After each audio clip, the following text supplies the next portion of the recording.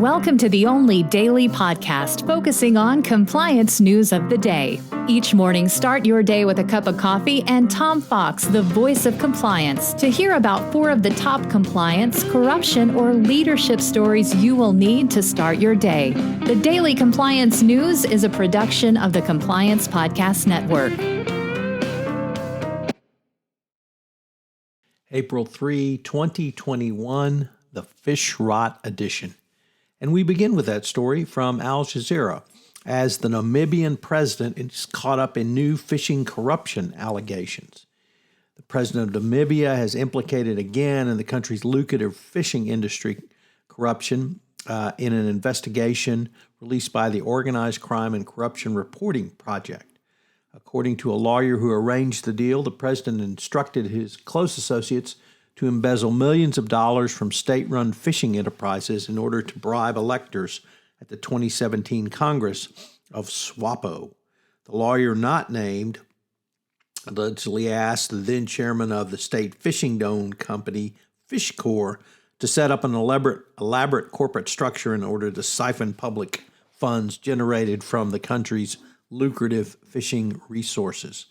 This is not the first scandal involving fishing in Namibia, and given the corruption inherent in Namibia, probably won't be the last. So even if you don't think you're subject to high risk, you can be, even around something as direct and seemingly innocuous as fishing.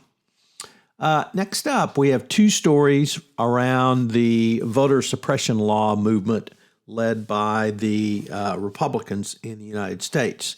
The first is in Georgia, the Major League Baseball has moved the All-Star game from Atlanta because of the voter suppression law. And in Texas, unlike in Georgia, corporations are speaking out early about and during the legislative process about voter suppression laws in Texas. Both American Airlines and Dell are pushing back against restricting voting access. For the compliance professional, this presents a very difficult and challenging time.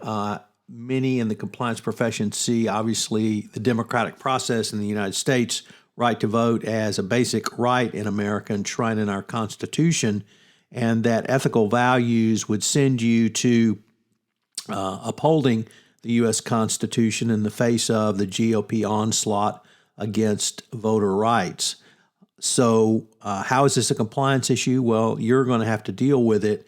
Is it on the radar? How are you going to have your company respond to this? What are you going to do if you're Coca-Cola and you actually supported voter suppression until you didn't, and now you support voter rights? So I would suggest you check out Matt Kelly's blog on this topic on radical compliance, or next week's Everything Compliance, where we have a fairly robust discussion around this topic. Our final story comes from Dylan Tokar over at the Wall Street Journal, as the Treasury Department's Financial Crimes Unit, FinCen, shuffles its leadership.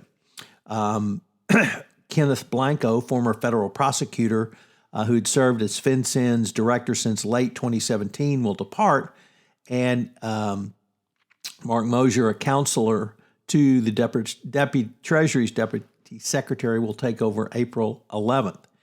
Blanco, interestingly, is going to take a position as CCO at Citgo, the U.S. company which is owned by PDVSA. So that really points to how bad Citgo is in trouble with when they're bringing in literally a top former U.S. prosecutor, and he also worked in the fraud division alongside the FCPA unit. So interesting change.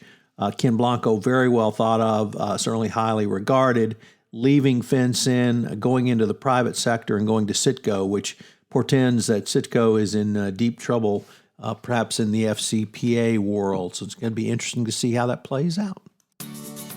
The Daily Compliance News is a production of the Compliance Podcast Network and a proud member of C-Suite Radio. Thanks so much for listening. I hope you'll join me again tomorrow.